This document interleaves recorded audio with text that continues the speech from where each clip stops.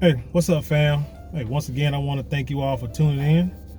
Be sure to like, share, comment, and subscribe. And when you do subscribe, hit that notification button so every time I drop a video, you will be the first one to know. Today, I want to bring you a story out of Harris County, Texas. And it involves a brother by the name of Hervis Rogers. This 62-year-old brother been in the news maybe for the past week. I'm not sure if it's national headlines. I'm not sure how big of a story it is, but it should be a big story because this brother here has been arrested for voter fraud. Now, I'm gonna read a few notes and give you my opinions and my points as I go along. So it says, Hervis Rogers, age 62. This brother was at the end of his 16-year probation for burglary charges that stem back from 1989 and the 1995 felony convictions. And at the end of this probation, he voted in the primary election of March of 2020. It also says that he voted in November 6, 2018 election. And in the primary election of March of 2020, this brother stood in line for nearly 6 hours.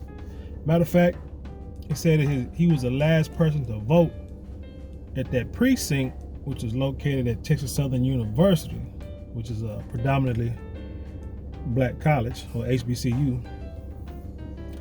And he stood in line for 6 hours. Matter of fact, they said he brought a chair. He was ready to sit in line and vote, to do his civic duty for himself and his people, for his nation. Matter of fact, it says CNN even interviewed this brother at the end. But the problem was that if he would have voted in the general election, which would have been later in the year, his vote would have been legal. But because he voted in the primary, at that time was a primary election, earlier in the year, it was illegal, and so he was arrested for voter fraud. Now, Texas law say that he could have registered to vote at the end of his sentence or the end of his parole, but he jumped the gun, I guess is what they want to say. Now,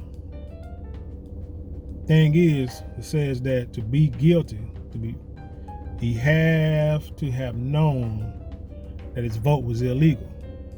But in interviews and court documents, the brother stated that he did not know his vote was illegal. So that's why he casted a vote. Alrighty, but our great Attorney General, Ken Paxton, Republican, says he wants to punish Brother Rogers to the full extent of the law, which makes it 2 felonies, bail set at $100,000, and he faces up to 40 years in jail. Now, I know, and I knew people personally, knew a guy who killed 2 people, and this man got 7-year sentence. But this guy here cast a vote not knowing that it was illegal, and they trying to get him a 40-year sentence, which is crazy.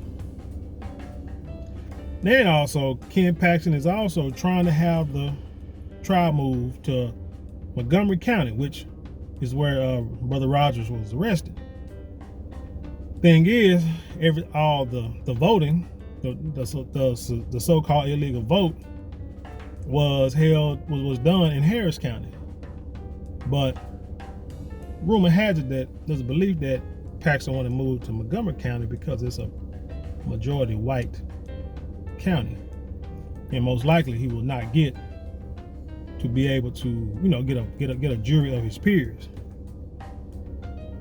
Okay, so it says also that the ACLU is investigating this, but Ken Paxton also is supported by Governor Greg Abbott, who we know is really trying to push this quote-unquote voter fraud law agenda But it's all about, stems to when Trump lost, and they're trying to prove that so many people voted illegally, and that's why Trump lost. I mean, it could be a whole lot of scenarios or speculations as to why that could have happened, other than that he just flat out lost, but what have you.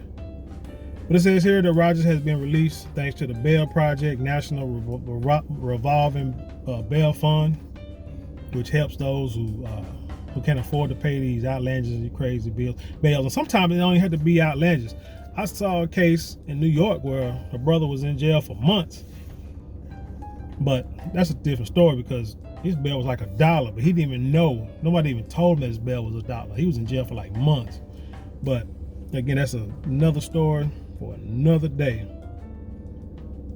But we're in the middle of all this, like I said, this voter fraud stuff, and Texas trying to make it harder to cast a vote. They're also trying to make it harder to post bail, which some would say that they go hand in hand.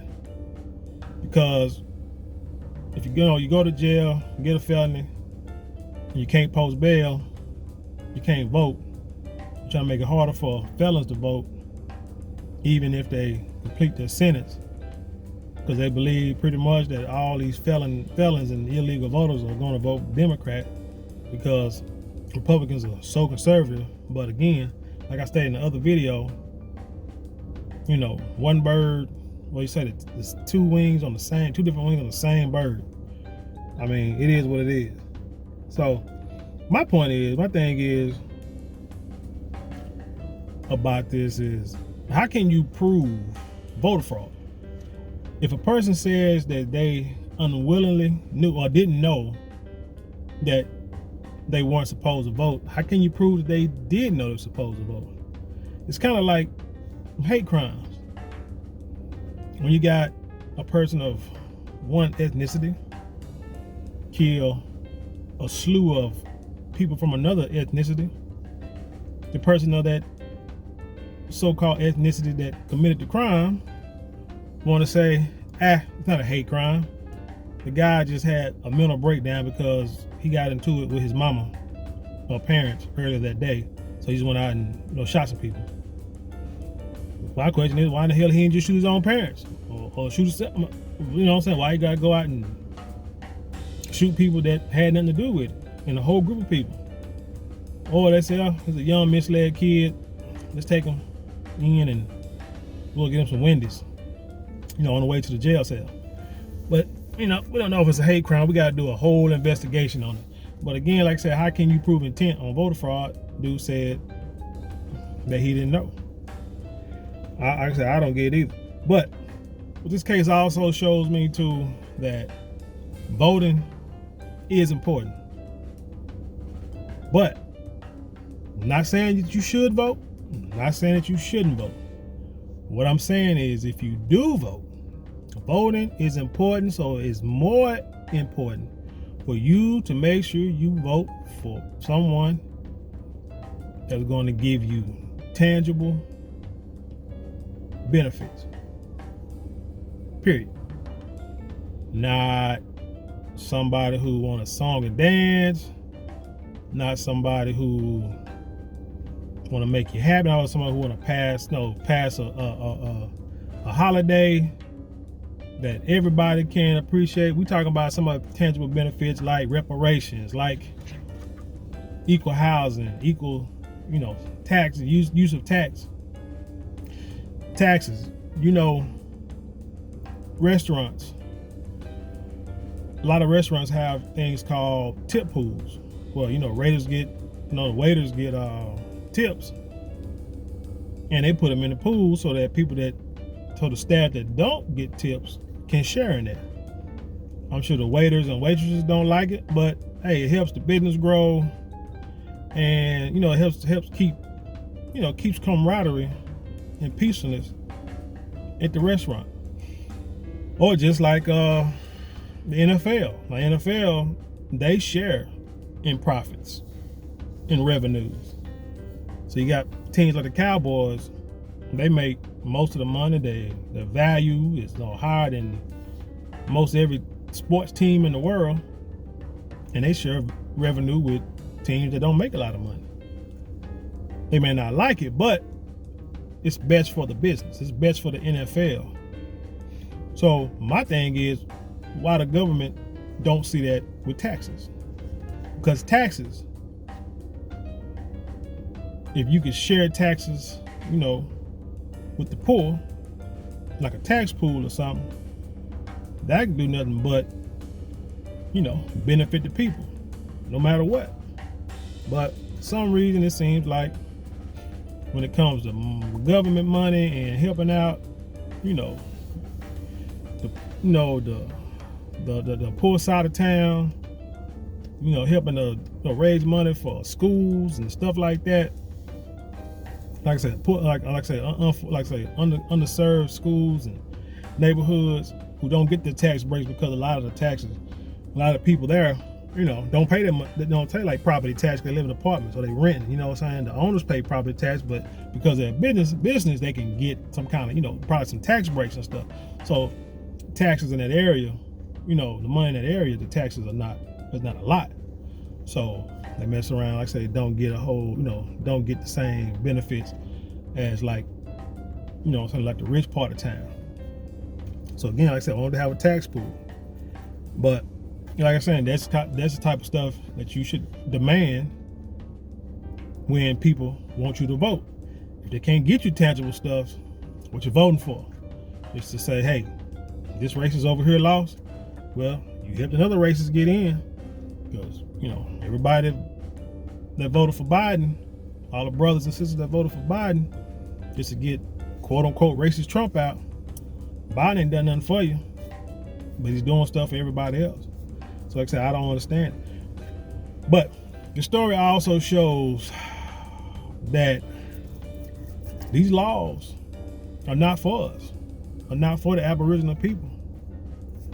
Because I can give you a case of a young lady named Renee Mendes out of Texas too. Now, this story was updated in like June 28th of this year, and it says she was charged with 3 counts of illegal voting, 7 counts of unlawful voter assistance, 8 counts of returning marked ballots without consent, and 8 counts of election fraud. Guess how much her bond was? $1,000. That's it. All these felonies that she's been charged with, and her bond is $1,000. But you had a brother who voted, didn't involve nobody else, just him, sitting in line 6 hours, $100,000 in up to 40 years. Like I say, these laws are not made for us. So again, this is why, like I said, you have to find a candidate that's going to support your cause. It's going to prove that they're going to support your cause. You got to be homegrown, grassroots, pretty much. And you got to come up with the, and the main thing is we have to come up with the money, because these candidates, people, whether you like it or not, people don't want to hear it, but these candidates, they cost money. It costs money for these people to run, so it costs money for people to vote for them. That's why a lot of these big candidates, they have these super PACs, or these PACs, where they raise money and then they put it towards campaigns to get people out there to campaign and march and get out there to the people and fly around the country or the counties or whatever you're trying to get votes cast in your favor. They need money for this. And I think that's a disconnect with a lot of our people. We don't realize that. We don't realize this is a money game. This whole system is a money game. This system of white supremacy is a money game. You want to destroy that system, you can't destroy it from the inside if you ain't got a dime. If you can't fight the money war, man, you are like, you fighting, like I said, a losing war. You like suicidal kamikaze, type battle. But I mean, that's just the facts, man. And there's no There's no two ways about it. No two ways about it. Now, we all know, like I said, this is not the first time we've heard of like a story like this. Remember, like Crystal Mason, sister was sentenced 5 years for voter fraud for voting in 2016. I think she had like a bank fraud or checking fraud case when she was a felon, and she went and voted, but she got help from somebody that told her she can vote and helped her fill out the paperwork and all that. And she messed around and voted and got charged, got charged with a felony, and they tried to sentence her to 5 years. And, I think she's out on bond now trying to appeal her case. But like I say, these are not, it just seems like with us, they try to throw the book at us and then set that son bitch on fire while it's on us, while they're trying to knock us out with it. Because it seems, like I say, with everybody else, or other people, or this other case, I think they got a whole lot more felonies, and the bond is low, and I'm probably sure the sentence is probably not even close to being like 40 years. They say Sister Crystal Mason could have got 40 years for illegally voting, or 20 years for illegally voting. So it is what it is. And then, hey, finally, a little point I want to make. They say on the Texas Attorney General website, says since 2005, they have successfully prosecuted 534 election fraud offenses against 155 people, and they have 510 pending offenses against 43 people, with 386 active election fraud investigations. Saying as of right now. But brothers and sisters, we got to get this word out about Brother Hervis Rogers. This is a major miscarriage of justice of a brother who thought he was doing the right thing, getting out there and vote, because, hey, if you don't vote for, if you ain't go out there and vote for Biden, you ain't black. Ain't that what he said? But yeah, the man went out there, regardless if I believe that he should have voted or not voted, it doesn't matter. The man went out there and did what he thought that he had to do and paid the price. He's paying the price, But I can also say this: let's take it back to the beginning, because we always try to put a band-aid over a bullet wound, and that never solves the problem. We as a people have to find ways to stay out of the judicial system on the illegal side, on the criminal side of the judicial system. And we have to find ways to get out there. If he had like any kind of bank felonies or whatever the case, or burglaries, that means his brother was he's either felt like he needed the money, broke, or wasn't working. Could have been a drug addict. I don't know. It could be a number of things, reason why he went and got like 2 felonies for burglary. But we can look at his story and say, hey, this would be a prime reason why we had to teach our kids. We had to get to our kids at a young age and teach them fundamentals of economics, how to read. Got to learn history. Got to learn the law. Definitely got to learn law. Yeah, this story also tells you that. You got to know the law, because you go to any court and you commit any crime, even this one here, even as frivolous as this, the one thing a judge can say is ignorance, and they will say ignorance of the law is no excuse. And then they'll throw the book at you. And they know damn well you ain't read no law books. But you don't know. You just don't know. There's a lot of laws that are passed like September 1st, but I know in Texas, there's a lot of laws passed on September 1st of election years. And a lot of folks don't even know that. And I try to put it out there on, on this YouTube channel, on my Facebook page, whatever page, Twitter, whatever it is. When these laws pass and they say, hey, September 1st, this is what's about to pass, I put it out there because people need to know. You need to see what you didn't vote for, or what you did vote for, or probably didn't know you voted for. Because a lot of times they put these laws behind other laws, and they hide them in these packages so that when you vote for this, you also voting for something else that you knew nothing about and you may be against. You know, you may not be a proponent of this, but you voted for it. You wouldn't know. But that's why, like I say too, like March, they have these legislative sessions that the public can go to. How many people went down there? I mean, when it comes to like, see a lot of brothers complain about child support laws and stuff. They have sessions about that. That's stuff you can bring up yourself and try to get the laws fixed. You know what I'm saying? How many people are really involving themselves in these sessions or in these grassroots components of legislation? That's where it starts. On an individual level. On an individual level, you can do your due diligence, do your research to make sure things get passed or things don't get passed that are harm or benefit you, whichever way. But if you don't know, you can't. If you don't know, you shouldn't participate. You shouldn't just vote because somebody said, "Hey, vote for me because that guy's evil." Because pretty much the powers that be, they're all evil.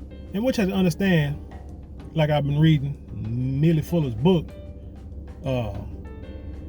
Even he says that the white man is pretty much the smartest person in the room.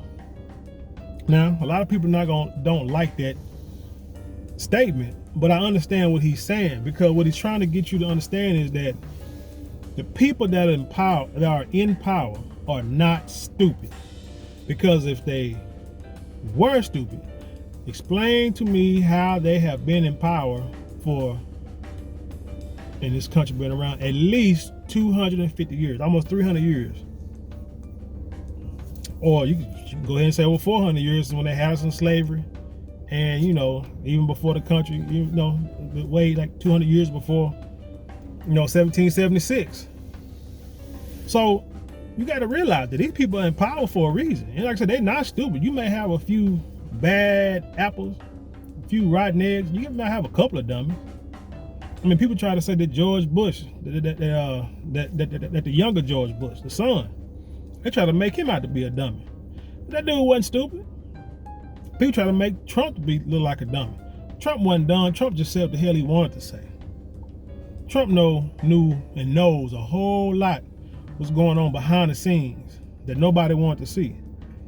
Not saying I'm an advocate for Trump, but he was saying things that people thought he was dumb for saying, thought he had to be crazy. But if you look at what he was saying, a lot of stuff that he was saying was true. It was things that actually happened. Or he was saying things, put stuff out there that seemed far-fetched, but really behind the scenes, a lot of stuff he was saying made sense, because that's the way the government, that's the way the world works. But we didn't want to see that. All we wanted to see is, you know, we think he's racist or prejudiced, so we won't have nothing to do with him. But again, Biden flat out supported, you know, and known KKK member. Said one of them was his mentor, closest friend. Nobody cared, because everybody want to be Democrat. So they don't want a reason to vote for Republicans. They want to be like their friends, want to be like their mama, want to be like their grandmother, and vote straight down the ticket. And you know, a lot of times people just want to hear one thing, just one little thing. It could be 500 things to go against this person, but all they want to hear is just this one little thing that'll make this person look good, and they jump right on his side. So like I said, you make Trump look like the bad guy. You vote for, you know what I'm saying, you vote for Biden. Well, he has y'all vote for him.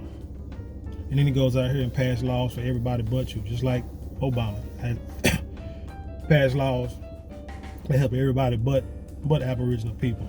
And 8 years later, we upset. But I tell you what, I think after 8 years from now, we're gonna be in the same boat. So I don't know. But anyway, like I say, let's get the story out of Brother Rogers. Let the world know. Like I said, this is wrong. This is a miscarriage of justice. The man 62, the man was at the end of his parole, or whatever he did years ago, made some mistakes. I mean, I can understand if he was still out there robbing, you know, stealing from folks. put them in jail. But man, just try to vote. But anyway, that's all I got. So tell me what you think. Leave your comments and your thoughts in the comment box below. If you want to leave a comment, question, concern, or if you got anything that you want me to talk about, any suggestions, go to the description box. Hit me up on the email. If you got your own YouTube channel, click on that TubeBuddy link in the description box. And if you want to support the channel, just go to the website in the description box. Get you some merchandise. And until next time, again, like I say, hey, comments. Leave your comments, leave your likes, shares, subscribe, hit that notification bell, and I'll see you next video. Peace.